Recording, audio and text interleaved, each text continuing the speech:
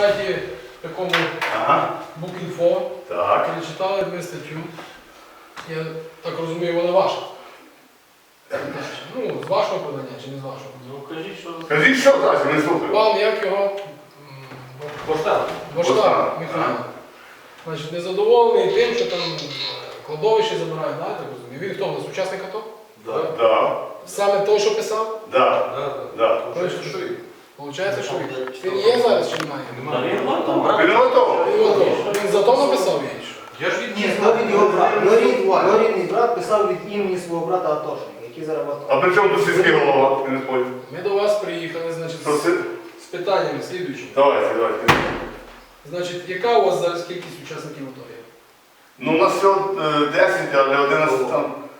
Ну, ще жіночка. Давайте, тому що я принесу список. Там є 10 у нас Тому хлопців, що і ще один у нас є рішення сесії афганець. Ми включаємо теж. В одної ділянки видати один масив, розумієте? Який масив?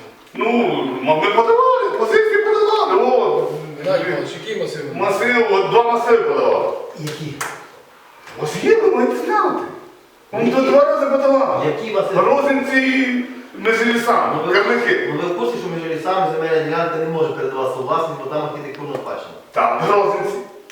8 метрів. 8 гектарів. Та от у мене є документи, які ви віддали особисто підприємницького господарства. Чекайте. Підприємницьке господарство бившому сільському голові жінки. Ви мали дати атовцям перший раз, не віддати жінки сільського голови бившого 8 гектарів, а дати атовцям. Ви маєте це зробити. Не збирати на сільського голову, що прийшов новий. А що як сільський голова, що вклав угоду на договір оренди? Я не знаю, є рішення сесії Мосів сільської ради. А ви в курсі, що землі бойового фонду? Якого бойового фонду? Мальовано. Та треба було віддати атомцям, що до бойового фонду. Землі бойового фонду не передаються у власність. А чекайте, як ви передали? Землі колективно. Геннадій Павлович, не забувайте, чому так.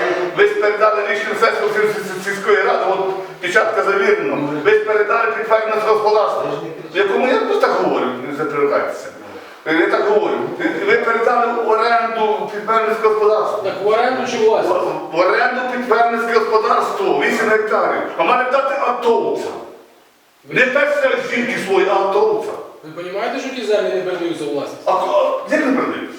Геннадій Павлович, передаються ті землі? Землі Тоді у нас немає землі в Олексіївці, кажуть. Землі колективної власності. Добре, зараз. Громадянам не Чекай. надають іншим, ніж членам колективного підприємства. За цей період, за 7 місяців, скільки земельних ділянок надано цивільним працівникам? Я вам кажу, у нас немає землі. Взагалі немає. Тільки Рішення сесії за городи. Тільки городи, земельний І участок. з городами. Городи.